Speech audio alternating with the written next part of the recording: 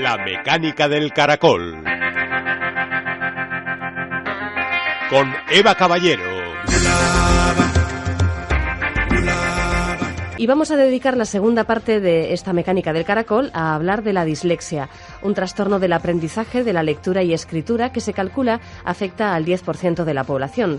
Repasaremos el origen neurológico de este trastorno, las señales que permiten detectarlo, la investigación que se realiza para conseguir un diagnóstico precoz y la forma de entrenar a estos niños y niñas para mejorar su aprendizaje. Comenzamos. Imagínate que cada vez que fueras a montar en bici estuvieras sufriendo por si se le salen las ruedas y que cada vez que empezaras a pedalear lo hicieran, pero tuvieras que montar de todas formas y que todas las veces hubiera gente mirando cómo se desarma la bici debajo de ti y que todos pensaran que la culpa la tienes tú, porque eres el peor ciclista del mundo. Este es un pequeño fragmento del libro Como pez en el árbol, una historia escrita por Linda Mullally Hunt y protagonizada por una alumna disléxica que describe con estas palabras lo que supone para ella enfrentarse cada día en la escuela a una forma de aprendizaje que se le resiste. La dislexia es un trastorno del aprendizaje de la lectoescritura, con un fuerte componente hereditario y que afecta al triple de hombres que de mujeres.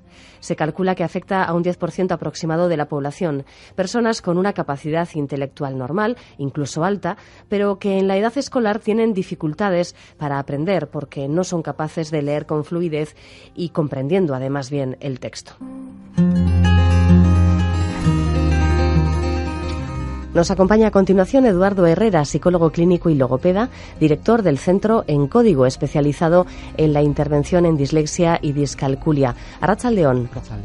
¿Qué dificultades encuentran los niños disléxicos cuando comienzan el aprendizaje de la lectura? Solemos ver, y se repite mucho en los casos, es que con la misma persona, con el mismo método de enseñanza de la lectura, van pasando los meses, el resto de sus compañeros está adquiriendo ya un grado de competencia suficiente y muchos de estos niños que luego acuden a nosotros han tenido muchas dificultades. Llega el final de curso y apenas se han aprendido a reconocer las vocales y todo lo que sea ir más allá en la lectura y complicar un poco el código, hay veces que supone un esfuerzo terrible. ¿Con qué edad os suelen llegar los niños en las primeras consultas? Bueno, la edad media en las primeras consultas ha ido bajando, aunque desde mi punto de vista todavía es demasiado elevada. Luego te explico el porqué. Pero habitualmente suelen venir en tercero, cuarto, quinto, sexto de primaria. Estaríamos hablando alrededor de entre los 8 o 9 años, es lo más típico. Cuando nos vienen casos de niños más pequeños, suele ser es un trastorno que es bastante heredable y en muchos casos se da la circunstancia de que dos hermanos pueden tener problemas. Generalmente cuando el problema se da también en un hermano pequeño, estos ya se detectan antes porque su entorno familiar y el educativo está más pendiente y con estos niños podemos empezar a trabajar a los 6 años. Ajá. Bueno, ¿qué método utilizáis para adecuar el aprendizaje de la lectura y de la escritura a un niño con dislexia, independientemente de la edad? Bueno, o la edad también influye. La edad influye, pero casi secundariamente. Lo interesante es valorar y detectar las dificultades de cada uno.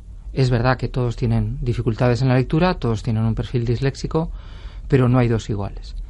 Tenemos que ver en función de la precisión lectora. Si es un caso que tiene muchos errores y es lo que le caracteriza. Pero luego, dentro de los errores, no es lo mismo confundir vocales que invertir letras en la lectura, que inventarse palabras que encajan al final de una frase. Y la otra variable importante es medir el grado de velocidad lectora. Un síntoma que le suele acompañar casi toda su vida educativa es una velocidad lectora bastante inferior a la esperada para su edad y curso. Y además sabemos que en nuestras lenguas ese es el síntoma estrella. Con esto quiere decir que son lenguas transparentes. Tanto en el euskera como en el castellano hay una relación entre las letras y el sonido que les corresponde. Eso hace que sean muy sencillas de aprender. Silábicamente también no son especialmente complejas, con lo que en muy poco tiempo se puede dar un gran dominio de la lectura. En cambio, en la velocidad lectora. Entonces tenemos incluso perfiles disléxicos que con los años van a alcanzar precisión lectora. Los disléxicos a partir de cierta edad, un poco más tarde que el resto, pero conseguirán muchos de ellos no fallar. Pero lo que no van a conseguir la mayor parte de ellos es leer a la misma velocidad que sus compañeros. La implicación que tiene, pues el esfuerzo lector es enorme, los tiempos de lectura necesitan que sean el doble o el triple, y sobre todo en pruebas en las que están con un tiempo limitado, tipo ejercicios o exámenes, están en inferioridad de condiciones. Y además, cuando avanzan los cursos y les mandan lecturas extras de libros, etcétera, literalmente no les da la vida, no tienen tiempo para enfrentarse a tanta cantidad de textos. Uh-huh. Porque hay que tener en cuenta que se tiran 6 horas al día enfrentándose a información escrita. Decías que no hay 2 casos iguales, pero sí que habrá algún tipo de metodología más o menos adaptable, ¿no?, a cada niño. En ese sentido, ¿cómo funciona? Nosotros llevamos 10 años exclusivamente trabajando en este ámbito. Es muy importante valorar. Solemos hacer unas pruebas que están estandarizadas, una serie de ejercicios como es el de leer palabras, el leer textos. Hay un ejercicio curioso que es el leer palabras inventadas, leer palabras que no existen. Y una vez cogida la línea base, lo que hacemos es ajustar mucho la intervención al tipo de error que tienen, a sus velocidades y al momento en el que están. Hay que poner ejercicios que estén a la altura de esta línea base, darle estrategias para ir automatizando procesos, y al final hay una especie de gimnasia en la que se van enfrentando cada vez más rápido a las letras, a las palabras, y lo van haciendo de forma automática y consumiendo menos recursos. Al final es porque la lectura en los inicios les cuesta un esfuerzo terrible. Hemos encontrado y hemos desarrollado aplicaciones. Parte de mi trabajo también es desarrollar aplicaciones de software que justo que nos sirvan para alguno de estos objetivos, ¿no? Entonces nos permiten entrenar a las familias, pueden entrenar a diario en casa sin tener que desplazarse a la consulta, y lo que hemos conseguido es, ajustando mucho las tareas y la aplicación, una aplicación que hemos desarrollado, la pizarra dinámica de lectura, ajustarla mucho a cada caso y luego acortar mucho los plazos. Tras 2 meses y medio de intervención de media hora al día que continúan haciendo en casa, solemos realizar una reevaluación, volvemos a grabar y medimos objetivamente el avance. Siempre digo que es la punta del iceberg, pero conseguir automatizar la lectura, mejorar la velocidad y bajar el nivel de esfuerzo es el primer paso para aspirar a la competencia lectora. Tenemos que recordar que es que para ser competente lector hacen falta 2 requisitos. Leer con automatismo, con fluidez y sin esfuerzo, eso es un requisito, y lo otro que necesitamos es tener capacidad para llegar al mensaje que está dentro de un texto. Sin el primer requisito es casi imposible muchas veces llegar al contenido de un texto. Claro. Pero mejorar en velocidad lectora no necesariamente mejora la comprensión. A partir del avance en decodificación podemos centrar nuestros esfuerzos en mejorar la comprensión lectora. Cuando tratáis con las familias, ¿a qué ideas sobreentendidas tenéis que hacer frente? Por ejemplo, es evidente que no estamos hablando de la dislexia como una discapacidad intelectual. También durante mucho tiempo se pensaba que estos niños eran vagos o que no estaban atentos, despistados, faltos de motivación. En fin, ¿seguís encontrando todo este tipo de falsas ideas en torno a este problema? Constantemente. Las familias vienen muy preocupadas y con muchas ideas preconcebidas. De hecho, yo en la evaluación que hago de los niños y de las niñas, dedico mucho tiempo luego a explicar el proceso a las familias. Explicarles que es cierto que no hay ninguna relación con la capacidad intelectual. De hecho, es una de las variables que menos correlaciona, por ejemplo, con la velocidad lectora. Hay una base neurofisiológica muy clara, hay unas áreas cerebrales que nuestro cerebro no está diseñado para leer este código, para decodificar unos símbolos que representan al lenguaje, y es algo tan sencillo como eso, pero tan complejo para muchos, la causa de toda esta dificultad. Se trata de detectar bien las dificultades y hacer un entrenamiento enfocado a mejorar, a estimular estas áreas cerebrales y las conexiones con otras áreas importantes, como son la de los fonemas, etcétera, para automatizarlo. Es una habilidad muy específica. Lo que pasa es que les complica mucho la vida en el día a día. Os preguntarán si es más o menos difícil aprender a leer y a escribir en euskera que en castellano o viceversa. Ya hemos dicho, las dos lenguas son transparentes, o sea, en principio no son especialmente complejas. Eso haría que aquí, por eso no necesitamos esperar tanto tiempo para que se nos encienda un piloto de alarma cuando un niño no está avanzando en la lectura. En otras lenguas no transparentes, como el inglés, hace falta más años para que un niño adquiera cierto mínimo de dominio. Lo único, frente a las dos lenguas, el euskera estaría igual un puntito por encima en cuanto a complejidad. ¿Por qué? Por un tema gramatical, y las palabras, al estar declinadas, hace que sean más largas y la decodificación es algo más compleja. Por ejemplo, la velocidad media en lectura en euskera suele ser algo inferior a la velocidad media en castellano en el mismo sujeto. Independientemente de que haya tenido más entrenamiento el lector, sea su lengua materna el euskera. Sí, sí.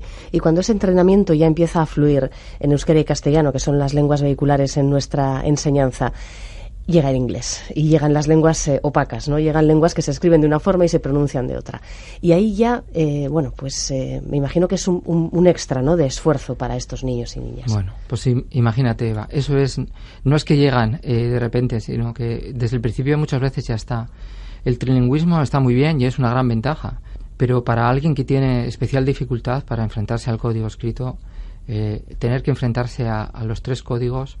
Afortunadamente dos compartimos sonidos y no son especialmente complejos, pero realmente el inglés suele ser un elemento más. Yo siempre lo describo como una piedra más que cargamos en la mochila a estos niños con dificultades y que les supone un esfuerzo extra a la hora de llevar el ritmo y el avance en este camino que es el educativo. Uh-huh. Hay veces, depende de la severidad del proceso, que nos vemos obligados a dejar el inglés para un poco más tarde, porque bastante tenemos con que aprendan a leer, desarrollen vocabulario, la expresión escrita, mejorar ortográficamente, y como el inglés es como lo solemos dejar para un poco más adelante. Uh-huh. ¿Cuál es el papel que crees que deben jugar los centros escolares para atender a los niños con dislexia? Bueno, la verdad es que el papel de los centros educativos es fundamental. Yo en los últimos 10 años, colaborando con la Asociación de Disleb y de Dislexia Euskadi, han hecho un gran esfuerzo de comunicación y de formación. Yo creo que en los últimos años el mundo educativo ha mostrado mucho interés por estas dificultades, han tomado conciencia de la importancia de su papel en todo esto. Es vital lo que pueden ayudar en la detección precoz, lo que pueden ayudar a la hora de entender las dificultades específicas de estos niños, a la hora de tomar o hacer adaptaciones metodológicas, y entender que una adaptación metodológica, por ejemplo, que puede implicar dar más tiempo para acabar un ejercicio, no obligar o no pedir a un niño que lea en alto en clase frente a sus compañeros, porque, por ejemplo, pedagógicamente no le va a beneficiar en nada, le va a generar mucha ansiedad, y lo único que va a hacer es condicionar ese ensayo, y lo que va a desear es no leer. Un montón de cosas de este tipo que cada vez vamos viendo que las entienden más como una adaptación necesaria y no como una ventaja frente al resto de sus compañeros. Estamos hablando todo el rato de dificultades en lectura y escritura, pero también existe la discalculia. ¿Qué consiste? Es una cosa, a mí me parece también, últimamente se está empezando a hablar de ello. Yo veo que ahora estamos en ese trastorno como hace 20 años en dislexia. La discalculia sería una dificultad también llamativa y persistente para entender las magnitudes, las cantidades, y muy frecuentemente también se da asociada al perfil disléxico. Sobre todo hay un momento en las matemáticas en que la magnitud, el número, la cantidad se tiene que asociar a un símbolo. En la dislexia son las letras, en las matemáticas son los números. Claro, los números están situados en una línea numérica. Los números, uno los tiene que tener su representación y entender que 5 es más que 4, pero es menos que 6. Lo forma un número, y luego, depende de la posición que ocupen, el valor de la cantidad varía. Tengo que entender a situar también los días de la semana, tengo que aprender las horas. Son procesos en los que todos estos niños muchas veces muestran dificultades. Y en este caso decías que se está como en la dislexia hace 20 años, por ejemplo. En estos casos hay metodología para afrontarlos y tratarlos tan desarrolladas como en la dislexia, o cuando dices que está un poco como en el pasado es porque simplemente no se detectan o no se presta atención. Se están disparando la cantidad de estudios que se hacen para entender la discalculia, ¿no? Toda esta investigación que hace falta hacer previa para desarrollar pues estrategias de evaluación, de detección y sobre todo de intervención que tengan base científica y que sean efectivas. Se está empezando a superar esa cosa que es que históricamente pues a este niño, a esta niña se le dan mal las matemáticas y ya está. Ahora sabemos o empezamos a saber que a alguien no se le dan mal porque sí. ¿Qué les decís a las familias preocupadas por el futuro de sus hijos? Ayer por la tarde le dije a una familia, bueno, resulta que era una niña que ha presentado tener problemas de lectura y de escritura y también asociados de matemáticas. Y su ama la verdad es que estaba especialmente agobiada. Yo lo que le transmití es que estuviera tranquila, que lo que no podía ser es que se fuera más agobiada, angustiada de mi consulta de lo que había venido. Porque de hecho estamos mucho mejor hoy que ayer, porque ayer ya detectamos un problema, lo hemos localizado y bueno, estamos ya en disposición de empezar a hacer cosas para mejorar.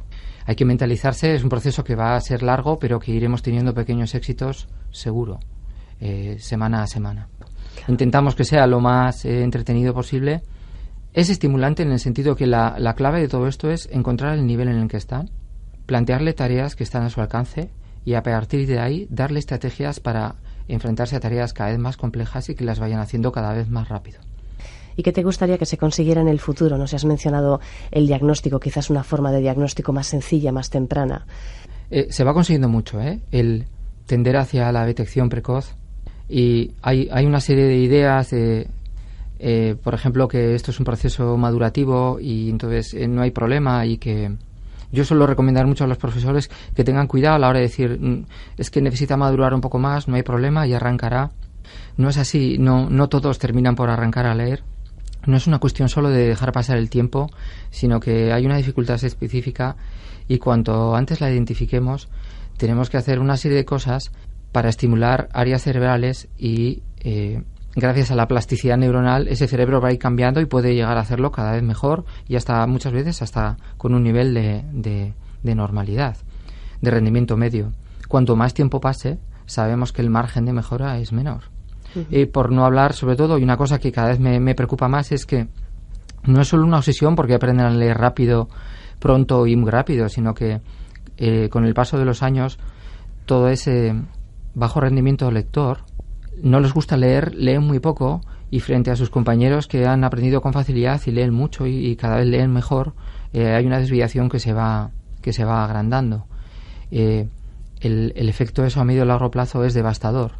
El nivel de vocabulario del que disponen sus compañeros es muy superior, las estrategias de comprensión, el rendimiento es enormemente superior en sus compañeros y llega un momento que aunque ellos ya adquieran cierta competencia en cuanto a automatización, el desfase en estos años de procesamiento superior de la información, el desfase en comprensión lectora suele ser devastador en el sentido que va a afectar seriamente a su rendimiento académico. De ahí un poco la urgencia por detectar, porque siempre digo que la decodificación y las dificultades para leer, y no leer con precisión y leer lento es un problema, pero suele ser la punta del iceberg. Recordemos que suele haber asociados muchos problemas de comprensión, de escritura, de ortografía. Pues le agradecemos al psicólogo clínico y logopeda Eduardo Herrera que nos haya explicado todas estas cuestiones sobre la dislexia. Eduardo, por cierto, antes de despedirnos, ¿podrías decirnos en la página web en la que pues dais información desde el centro en código sobre todas estas cuestiones? Sí, mira, la página web es dislexiaydiscalculia.com. Dislexia y discalculia todo junto. Ahí van a encontrar todo lo que hacemos. Ahí tengo el blog, ahí voy poniendo muchas cosas, me hago eco de cosas interesantes, de estudios que salen por ahí, y yo creo que es un sitio interesante para para mirar un poquito y observar un poco lo que es todos estos dos trastornos, ¿no? tan apasionantes para mí. Sí. Dislexia y discalculia.com. Gracias, Eduardo. Hasta otra ocasión. Vale, agur, eskerrik asko.